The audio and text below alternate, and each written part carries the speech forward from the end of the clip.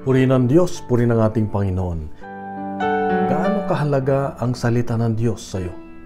Sa Ebanghelyo ngayon makita natin na muli nagpaalala ng Diyos yung huling pagbabalik niya na kung saan mawawalang lahat. Ang langit at lupa ay mawawala maliban sa kanyang salita. Kaya nga ang paalala niya at hamon niya sa atin ay patuloy nating pagnilayan, patuloy nating isabuhay, patuloy nating basahin dahil ang salita ng Diyos ay buhay. Ang salita ng Diyos ang siyang maggagabay sa atin araw-araw. Kaya nga kapatid, ang hamon ng Diyos sa iyo at sa akin ngayon ay makalimutan na natin ang lahat, wag lang ang salita ng Diyos. Dahil ito nga ang magdadala sa atin sa buhay na walang hanggan, na kung saan kasama natin ang ating Diyos.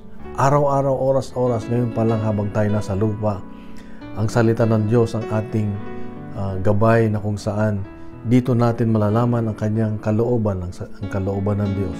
Dito tayo kanyang magagabayan at mabibiyayaan.